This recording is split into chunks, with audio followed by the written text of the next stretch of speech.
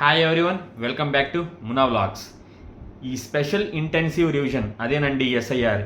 ఎప్పుడైతే ఈ బీహార్ ఎలక్షన్ ముందుకి మొదలైందో కానీ అప్పటి నుంచి మన సిటిజన్షిప్ని ఇది డిఫైన్ చేయడానికి అసలు ఆ డాక్యుమెంట్ ఏంటి అనే ప్రశ్న ఆ రోజు నుంచి అయితే మొదలైపోయిందండి.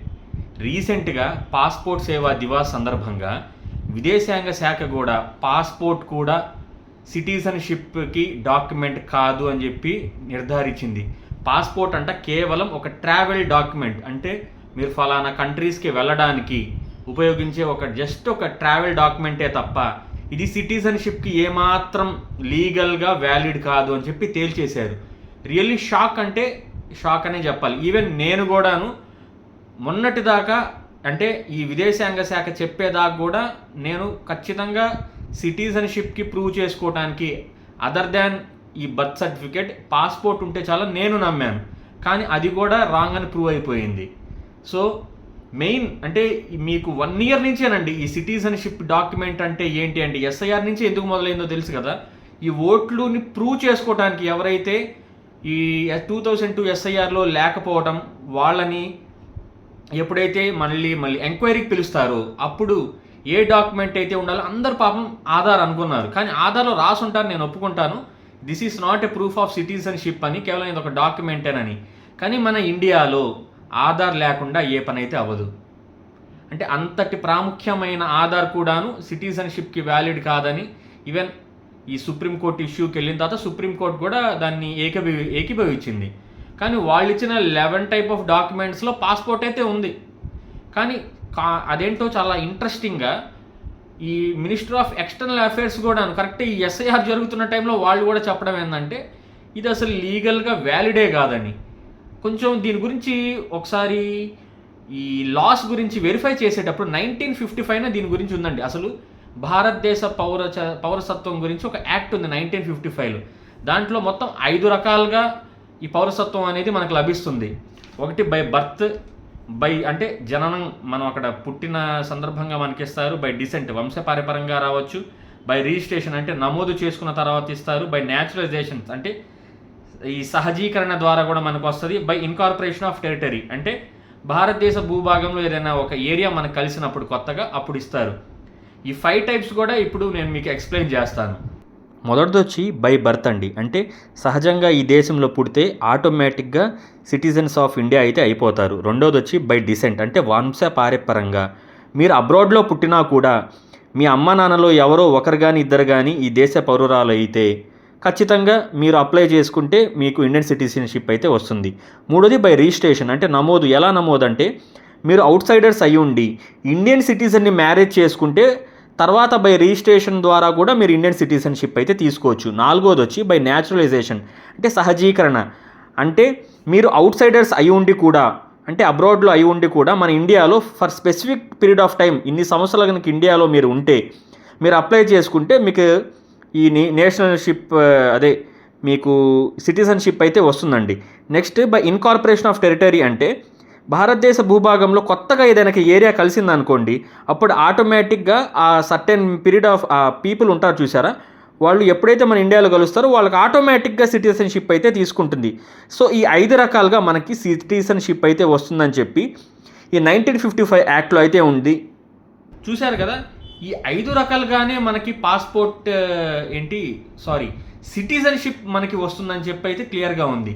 మీకు చాలా డౌట్ రావచ్చు, అంటే ఇప్పుడు పాస్పోర్ట్ లీగల్ టెండర్గా కాదు, జస్ట్ ఒక ట్రావెల్ డాక్యుమెంట్గా ప్రతిదీ, అంటే ఇంకా ఓటర్ కార్డు జస్ట్ ఓట్ వేయడానికే పనికి వస్తుంది, మళ్ళీ దేనికి పనికిరాదు. ఆధార్ అంటే ఏదైనా సర్వీసెస్కి లింక్ చేసుకోవటానికి తప్ప దేనికి పనికిరాదు. రేషన్ కార్డు అంటే నువ్వు మానిటరీ బెనిఫిట్ కానీ ఏదైనా గవర్నమెంట్ తీసుకోవడానికి తప్ప దేనికి పనికిరాదు. అంటే ఇలా ప్రతి డాక్యుమెంట్ని ఒక కన్ఫైన్గా చేసేసారు. అంటే ఈ స్కీమ్కో, అంటే ఈ వర్క్కో దానికే తప్ప నువ్వు ఈ దేశంలో పుట్టావని దానికి మాత్రం లేదంట. Even press bureau of India కూడాను ఒక 2019లో అనుకుంటాను, అంటే ఎక్కడైతే అంటే మీరు ఈ దేశ పౌరులుగా గుర్తుంచుకోవాలంటే మీరు పెద్దగా కష్టపడాల్సిన పని లేదు. మీరు ఎక్కడైతే బై బర్త్గా అక్కడ పుట్టారో ఆ ఏరియా ద్వారా ఏదైనా డాక్యుమెంట్ తీసుకొనైనా ప్రూవ్ చేసుకోవచ్చు. వింటానికి చాలా సింపుల్గా ఉంది కదా. కానీ ఆ డాక్యుమెంట్ ఏదనేది నిన్ను ఎవరైతే క్వశ్చన్ చేస్తారో, ఇప్పుడు ఎస్ఐఆర్ అయితే క్వశ్చన్ చేసింది కదా, అంటే ఎలక్షన్ కమిషన్ ఆఫ్ ఇండియా, వాళ్ళు డిసైడ్ చేస్తారు ఏ డాక్యుమెంట్తో నువ్వు ఈ దేశ పౌరురాలిగా ఉన్నావు అని.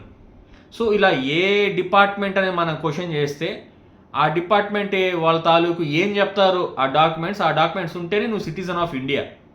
సో మొత్తానిగా టోటల్గా ఓవరాల్గా ఇండియా వైజ్గా ఒక్క డేట్ ఆఫ్ బర్త్ సర్టిఫికేట్ లేదా పర్మనెంట్ రెసిడెంట్ సర్టిఫికేట్ ఈ రెండు ఉంటేనేనండి. సో నాకైతే క్లారిటీ వచ్చేసింది. మన ఛానల్లో ఉన్న సబ్స్క్రైబర్స్కి కానీ వ్యూవర్స్కి కానీ ఎవరైనా వీడియో చూస్తున్నారో వాళ్ళందరికీ క్లారిటీ తీసుకురావటం కోసం బర్త్ సర్టిఫికేటు, నెక్స్ట్ వచ్చేసరికి పర్మనెంట్ రెసిడెంట్ సర్టిఫికేట్ ఈ రెండు సర్టిఫికేట్ ఉంటేనే నువ్వు అఫీషియల్గా, అంటే అది నువ్వు కోర్టులో లీగల్గా నువ్వు కేసు వేయాలనుకున్నా నీ మీదైనా అయ్యి, లేదంటే ఏ విషయంలోనే నువ్వు ప్రూవ్ చేసుకోవాలన్నా కూడాను ఈ రెండు డాక్యుమెంట్లు ఉంటేనే నువ్వు సిటిజన్ ఆఫ్ ఇండియా. లేదా నేషనల్ ఈ పాపులేషన్ రిజిస్టర్ ఉంది కదా, దాంట్లో నమోదై ఉండాలి అట్లీస్ట్.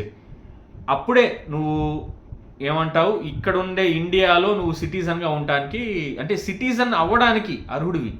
ఇది డాక్యుమెంట్ లేకపోతే నువ్వు ప్రూవ్ చేసుకోవాల్సి ఉంటుంది.